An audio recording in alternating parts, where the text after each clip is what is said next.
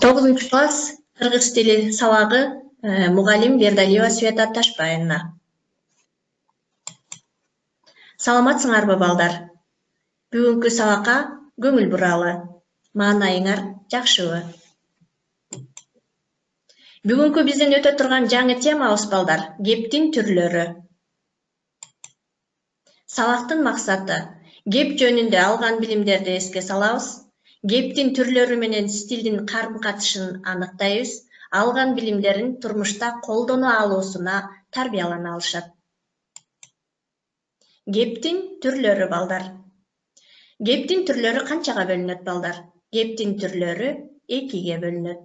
Кыргыз адабий тили оозеки жана жазма тил болуп 2-ге бөлүнөт. Адам баласынын күндөлүк турмушунда бири-бири менен пикир алышып, оозеки сүйлөшкөн сөздөр оозеки тил деп аталат. Ал эми оозеки тил пикир алышуунун эң зарыл куралы болуп саналат. Эл арасында оозеки жашайт. Диалектилерге, жаргондорго кеңири орун берилет. Эмоциялык белгилер кеңири колдонулат. Мисалы, ийинди куушуруу, көздү ымдоо, колду ары бери жамсоо, башты ийкөө, чайкоо жана башка сөздөр. Тил деп эмнени айтабыз балдар? Тил адам баласынын бири-бири менен пикир алышуусунун эң негизги куралы тил болуп саналат балдар. Тилсиз адам баласы жашай албайт. Тил коом жаралганда кошо жаралган. Анда эмесе бүгүнкү биздин өтө турган темабыз кептин түрлөрү болду балдар. Кептин түрлөрү 3-кө бөлүнөт. Баяндоо, сүрөттөө, ой жүгүртүү. Баяндоо деп эмнени айтабыз балдар? Баарыбыз көңүл коюп карап туралы. Белгилүү бир нерсенин, окуянын, кыймыл-аракеттин логикалуу, системалуу факты, материалдарга таянылган негизинде баяндалышы баяндоо деп аталат. Анда мазмун, сюжет, каармандар болот. Баяндоо балдар аңгеме, жомок, уламыштарда, адабий чыгармаларда пайдаланылат. Баяндоо мазмуну жана максаты боюнча 3 топко бөлүнөт. Биринчи, өз түшүнүгүн сүйлөп берүү, экинчи, кайра айтып берүү, үчүнчү, билдирүү. Ой жүгүртүү, логикалык ырааттуулук менен бир нерсе жөнүндө ойлоо, ачык айкын, ишенимдүү, жүйөлүү далилдер менен, фактылар менен, мисалдар менен бекемделген адамдардын ой пикирин сунушун, жекече көз карашын билдирүү, ой жүгүртүү деп аталат балдар. Сүрөттөө жандуу жана жансыз заттардын, кубулуштардын, жаратылыштын жана башка өзүнө тиешелүү туруктуу белгилерин ачып көрсөтүү балдар сүрөттөө деп аталат. Балдар, сүрөттөө 3-кө бөлүнөт. Иштиктүү сүрөттөө, илимий сүрөттөө, көркөм сүрөттөө. Эми ушул сүрөттөөлөрдүн ичинен 3-кө бөлүнгөнүн ар бирин бирден карап талдап чыгалы. Иштиктүү сүрөттөөдө буюмдардын негизги белгилери саналып көрсөтүлөт. Образдуулук, эмоционалдуулук болбойт. Буга инструкциялар, кулактандыруулар кирет. Ал эми илимий сүрөттөөдө ойдун тактыгы, тууралыгы, логикалык жактан ырааттуулугу көбүрөөк орун алып, илимий фактылар, далилдер тандалат. Ал эми көркөм сүрөттөөдө балдар окуя образдуу, көркөм чагылдырылат. Көркөм адабияттын элементтери пайдаланылат. Анда элестүү, кыялдануучулук, адамдын ички жан дүйнөсү көбүрөөк колдонулат. Жаратылышты сүрөттөө. Табият дүйнөдөгү жандуу жана жансыз заттардын бардыгы жаратылышты түзөт балдар. Аны сүрөттөп жазуу бул жаратылышты же пейзажды сүрөттөө деп аталат. Жаратылышты сүрөттөөдө бул иштиктүү жана көркөм сүрөттөө болуп 2-ге бөлүнөт. Булар дагы иштиктүү сүрөттөөсү кандай болот жана көркөм сүрөттөө кандай болот? Төмөндөгү сөздөрдү карап маани берип туралы. Иштиктүү сүрөттөдө жаратылыш жалпы майда деталдарды камтылбай сүрөттөлсө, бул иштиктүү сүрөттө деп аталат экен. Ал эми көркөм сүрөттөдө көркөмдүүлүк, кооздуулук касиети кеңири толук ачылат экен. Бул жаратылышты сүрөттөө. Мына балдар, жаратылыштын кооздугуна суктануу менен биз эмне кылат экенбиз? Жаратылышты сүрөттөй алат экенбиз. Жана ошол жаратылышты жөн гана сүрөттөп койбостон, аны көркөмдүүлүк менен эмне кыла алат экенбиз? Сүрөттөй алат экенбиз. Жаратылыштын кооздугун сүрөттөө. Сүрөттөөнүн түрлөрү. Жеке эле жаратылышты сүрөттөөдө эмес, турак жайды же болбосо бөлмөнү сүрөттөө. Бул дагы балдар экиге бөлүнөт экен. Иштиктүү сүрөттөө, анан көркөм сүрөттөө. Эми ушу турак жайды же болбосо бөлмөнү кантип иштиктүү сүрөттөй алабыз? Биринчи, ошол эле иштиктүү сүрөттөөдө бөлмөнүн ичиндеги буюмдар так, толук сүрөттөлүп, бөлмөнүн аянты, анын жарыктыгы, жыгач буюмдардын түрлөрү, алардын орун тартиби жана башкалар баяндалат экен. Ал эми көркөм сүрөттөөдө бөлмөнүн белгилери саналып, бирок көркөм тил каражаттар менен образдуу кооз сүрөттөлөт экен. Салыштыруу, күчөтмө маанидеги сөздөр көп колдонулат экен.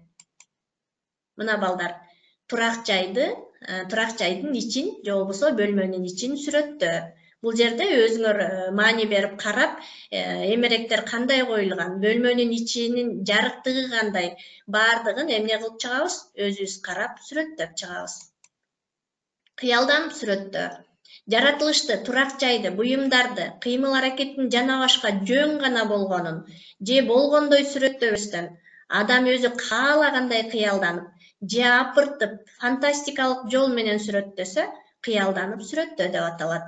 Сүрөттөөнүн бул түрүндө болгон окуяны жөн гана баяндап койбостон, көркөм сүрөттөөгө жетишүү керек. Мына балдар, бул жерде кыялданып сүрөттөө. Адам жеке өзүнүн оюн фантастикалык жол менен да, апыртмалоо жолу менен дагы кыялданып сүрөттөсө болот экен. Кыймыл аракетти сүрөттөөдө мында адамдардын кыймыл аракети, баскан турганы, кылган эмгеги, иши жана башка сүрөттөлөт. Кээ бир белгилери боюнча баяндоо менен кыймыл аракетти сүрөттөө бири-бирине окшоп кетет. Баяндоодо жалпы эле адамдар, ага байланыштуу окуялар жөнүндө сөз болсо, мында адамдардын мүнөздүк өзгөчөлүгүнө байланыштуу кыймыл аракети, кылган иши, эмгеги гана көрсөтүлөт. Бул кыймыл аракетти сүрөттөө болуп саналат. Мына балдар, бул сүрөттө карасаңар, адамдын кыймыл аракеттерин кыймылына жараша эмне кылабыз? Сүрөттөй алабыз. Адамдын сырткы келбетин сүрөттөө. Мында адамдын өңү түсү, кийген кийими, кебете кешпири, мүнөзү, тулку бою, кыялы жана башка сүрөттөлүүсү тийиш. Бул адамдын сырткы келбетин сүрөттөө дагы балдар 3 жол менен берилет. Биринчи иштиктүү сүрөттөө, экинчи илимий сүрөттөө, үчүнчү көркөм сүрөттөө. Эми адамдын сырткы келбетин сүрөттөөдө, иштиктүү сүрөттөөдө кантип сүрөттөй алабыз? Биринчи, адамдын негизги белгилерине, бетинин түзүлүшүнө, боюна, көзү башына, андагы негизги белгилерине, мисалы үчүн кал мээңине, жашына жараша сүрөттөй алат экенбиз. Экинчи, илимий сүрөттөөдө адамдын улутуна, тышкы түсүнө, этникалык тобуна карата сүрөттөй алабыз. Ал эми көркөм сүрөттөөдө адабий чыгармаларга катышкан каармандардын образдарына көңүл бурабыз. Көркөм сүрөттөөдө мында чыгармалардагы катышкан каармандардын ар биринин образын көркөм, элестүү, образдуу ачып берет экенбиз. Мына балдар, Манас эпосундагы Манас баатырдын сырткы келбетин эмне кыласыңар? Сүрөттөн карап, анан сүрөттөп чыгасыңар. Ал абалды сүрөттөөдө адамдардын ал абалын сүрөттөөдө сырткы келбети, тулку бою, кыял жорогу, баскан турганы, кийген кийиминен баштап, анын ар кыл турмуштук психологиялык ал абалы, ички эмоционалдык сезимдери, жана башка көркөм сөз каражаттары менен сүрөттөлөт. Көбүнчө адамдын сапаттарын билдирүүдө мында сын атоочу сөздөрдүн түрлөрү зат атоочтор, сан атоочтор, зат атоочтор, этиштер, кулк мүнөзүн сүрөттөөдө фразеологиялык айкалыштар, салыштыруу эпитеттер да колдонулат. Мисалы, узун бойлуу, ак жуумал, аңды дөңдү карабаган, ачуусу мурдунун учунда, бармагынан бал тамган, карагат көз, оймок ооз, кабылан шер, мына башка сөздөр булар ал абалды сүрөттөөдө фразеологиялык айкалыштар дагы колдонулат экен. Мына бул жерде Манас эпосундагы Каныкейдин сүрөттөлүшү. Өзүңөр балдар бул сүрөттөөдөгү Каныкейдин сырткы тулку боюн кебете кешпирин сүрөттөө менен бересиңер. Буюмдарды сүрөттөө. Иштиктүү сүрөттөөдө буюмдардын аты, кандай буюм экендиги, турмуштагы анын мааниси эмнеден жасалгандыгы, кандай бөлүктөрдөн турары, формасы, өңү түсү, көлөмү жана башка сыналып сүрөттөлөт. Көркөм сүрөттөөдө буюмдун белгилери саналып, бирок көркөм сөз каражаттары менен сүрөттөлөт. Мисалы, китеп кап, калпак, бөөкөр, ноутбук. Мына балдар бул жерде атайын териден ашатылып жасалган суусун кымыз куюлуучу илгерки алыс жака сапар алганда колдонулуучу буюмдарын сүрөттөйсүңөр. Эми күн кечкирип бара жатат. Аялдамада эл толтура. 1 сааттан бери автобус жок. Тыныгуу мезгили болсо керек. Шашкан адамдар улам саатын карап тынчсызданышууда. Аңгыча аба барган сайын муздап, кар себелей баштады. Тез эле теребелди аппак кар каптады. Шашкандар автобустан үмүтүн үзүшүп, ак карды жирей жөө жөнөштү. Мында алгач айлана чөйрөнүн абалы баяндалып, андан соң сүрөттөлдү балдар.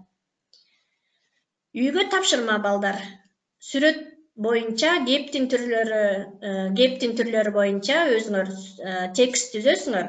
Ошол тексттен балдар кептин кайсы түрлөрү катышканын толук жазабыз. Андан тышкары ал абалды сүрөттөөдө Манас эпосундагы Манас баатырыбыздын жана Каныкей эжебиздин сырткы кебете кешпирин, тулку боюн эмне кылабыз, сүрөттөп чыгабыз. Анда эмесе балдар кептин түрлөрү боюнча кыскача маалымат ала алдыңар деп ойлойм.